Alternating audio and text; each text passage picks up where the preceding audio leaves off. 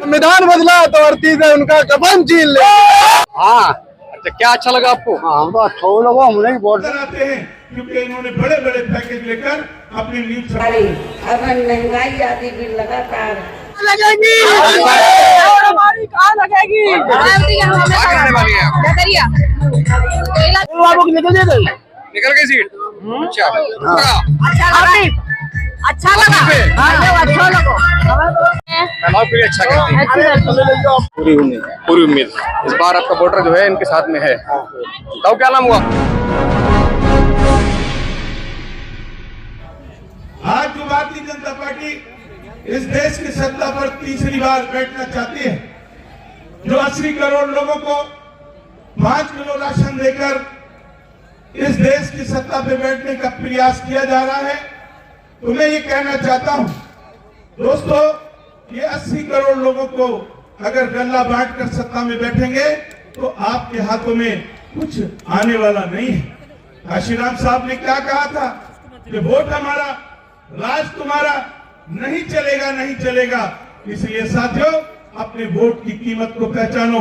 ये वोट हमें doctor B.R. Ambedkar के बदौलत ये वोट का अधिकार मिला है, जो आज बड़े बड़े नेता आपके दरवाजों पर आकर आपसे वोट की अपील दोस्तों करते हैं।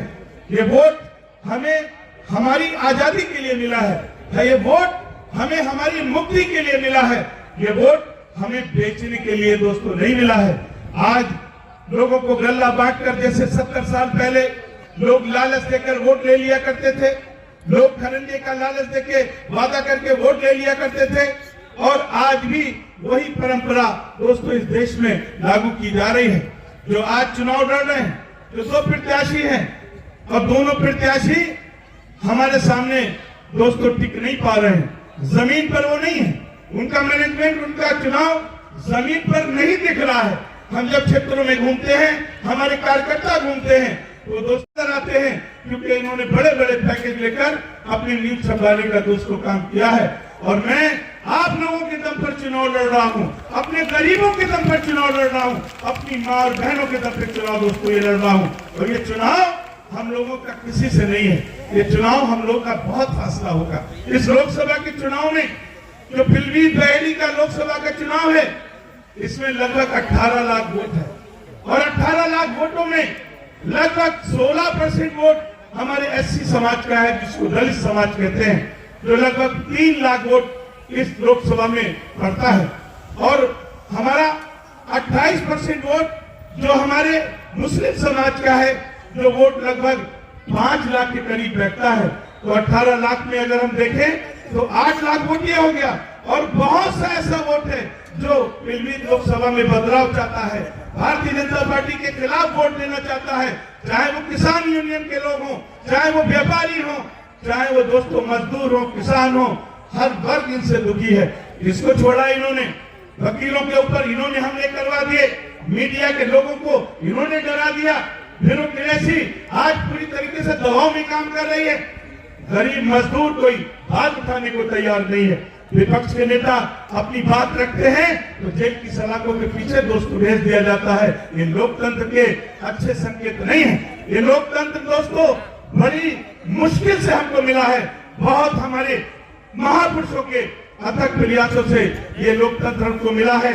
एक तरफ दोस्तों संविधान को बदलने वाले लोग हैं, एक तरफ संविधान को बदलने वाले लोग हैं, और एक तरफ दोस्तों संविधान को बचाने वाले लोग हैं। तो संविधान के लोगों को बचाने वाले लोगों को इस चुनाव में टक्कर मुकाबला भारतीय जनता पार्टी का करना चाहिए। और ये दोस्तों इन दोनों कैंडिडेट्स में ये तय होगा कि कौन मुझसे लड़ेगा। मेरा चुनाव तो बहुत तेजी से आगे बढ़ रहा है, ये बताओ बढ़ रहा है या नहीं बढ़ रहा है? ये लोकसभा का चुनाव हम जीतेंगे या नहीं जीतेंगे? इस बार दिल्ली पहुंचाओगे या नहीं पहुंचाओगे?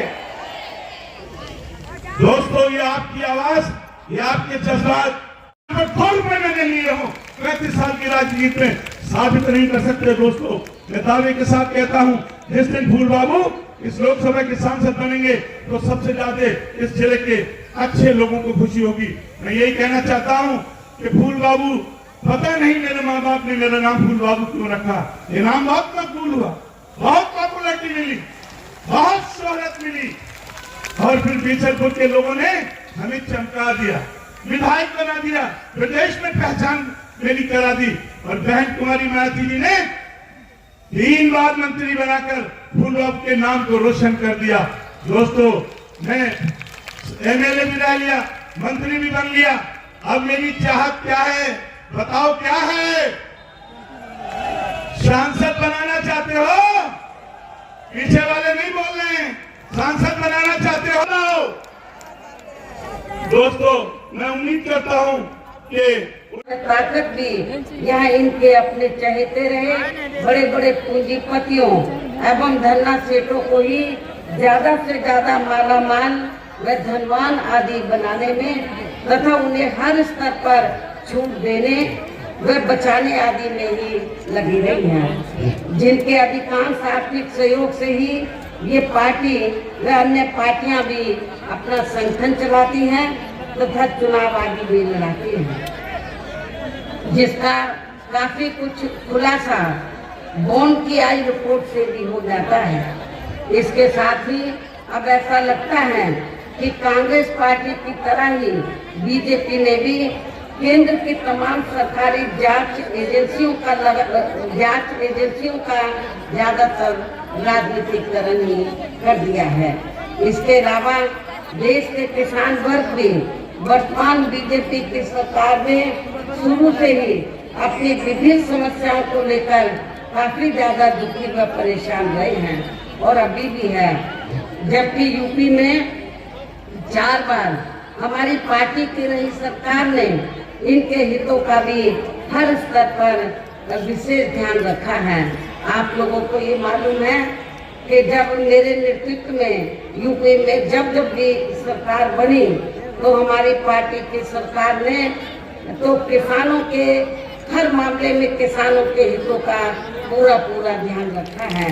आपके भी शाजापुर आदि क्षेत्र में तो किसान भाई काफी खेती करते हैं, इन्हें खेती के लिए पूरी सुविधा नहीं मिलती थी, लेकिन मेरी हुकूमत में इनको सुविधा मिली और गन्ना किसानों को भी इनको मेरी सरकार में पहली बार उचित दाम दिया गया, जो आज तक पूर्व में रही या वर्तमान में चल रही बीजेपी की सरकार ने भी उनको गन्ने के दाम उचित नहीं दिए हैं, बढ़ा के नहीं दिए हैं।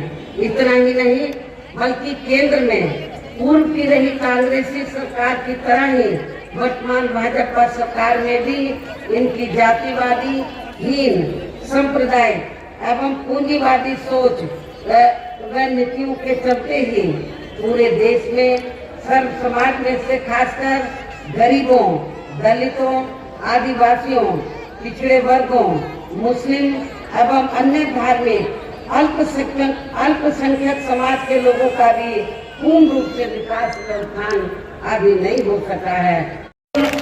जो विधानसभा की सीट है वहाँ पे बाई इलेक्शन हो रहा है, उस सीट पर हमने सर्वेश चंद्र मिश्रा को उर्फ धांधू के नाम से वो फेमस हैं, तो इनको बात न करके सिर्फ हिंदू मुस्लिम की बात करना। कांग्रेस समाज पार्टी की इस चुनावी जनसभा में जो भीड़ आई है, इस भीड़ का संकेत है कि इस पीलीभीत में कांग्रेस समाज पार्टी का सांसद बनना तय है। पूरी उम्मीद इस बार आपका वोटर जो है इनके साथ में है। तो क्या नाम हुआ आपका? हाँ, लीलाधर।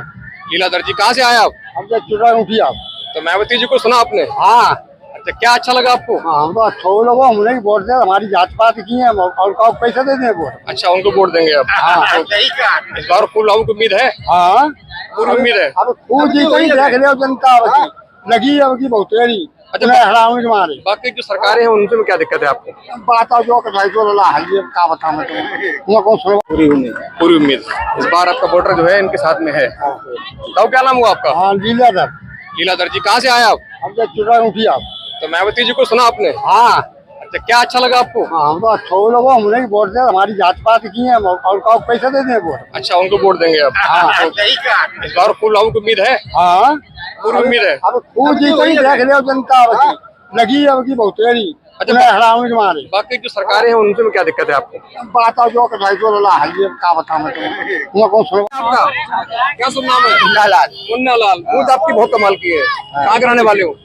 देना पट्टी पट्टी के। क्या लग रहा है आपको पीलीभीत में किसकी हवा बहने वाली है इस बार? मैं फूल बाबू की चलेगी और किसकी चलेगी? अच्छा, अरे पामा हमारा है डेली देखा दुनियादारी बहुत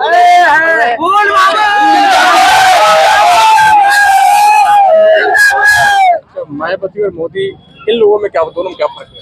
किसमें मोदी जी के काम कैसे लगते हैं आपको? मोदी जी ने कहा रखो दुनिया सब ऐसो कंगाल कर दो, दूसरी सरकार बन जाए निपटाए नहीं पावेगी। अच्छा, और क्या दूसरी सरकार है जो निपटाए नहीं पावेगी।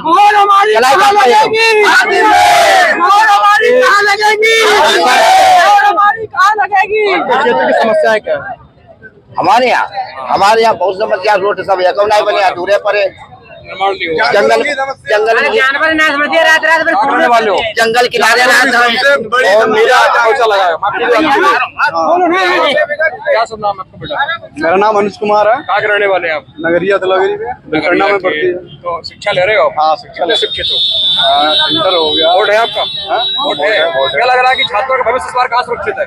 इस बार यशमी पे सुरक्षित है, बीजेपी तो कहीं से कहीं तक नहीं कर सकती है। अच्छा, हाँ, अब मैं मनवादियों के खिलाफ एक बोल बोलना चाहता हूँ कि मैं उनकी अमन छीन लूंगा, मैं उनकी चमन छीन लूंगा, मैं उनकी अमन छीन लूंगा, उनकी चमन छीन लूंगा। याद रखना, अगर संविधान बदला तो धरती से उनका कफन छीन ले। आप शिक्षित हैं? छात्र हैं, छात्रा हैं आप? तो क्या लगता है आपको, छात्रों का भविष्य कहाँ सुरक्षित है? छात्रों का भविष्य बिल्कुल गड्ढे में है। अब जब सरकार बनेगी मायावती, तभी छात्रों का भविष्य होगा। आपके जो आशीर्वाद है वो मायावती जी के साथ में? हाँ, मायावती के हमें कहाँ रहने वाली है आप? डकरिया। आपके यहाँ कौन सी हवा चल रही है, मोदी जी की या मायावती जी की? मायावती जी की हवा चल रही है। क्यों चल रही है? मैंने बहन जी को वोट दी। अच्छा, तो मोदी जी में क्या दिक्कत लगती है आपको? बहुत दिक्कत है। क्या दिक्कत लगती है? हम नहीं खा मरेगा। अच्छा, बादल नहीं चाहिए आपको? हमें कुछ नहीं चाहिए, हमें कुछ नहीं चाहिए। मायावती जी में क्या खासियत है? गैया भैया दिन में खा क्या समस्या आपके यहाँ?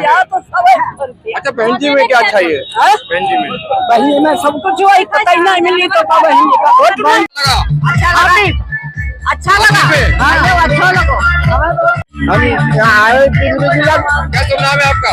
रुपये तो क्या लगता है दिल्ली सरकार किसकी होनी चाहिए? फूल बाबू की निकल गई।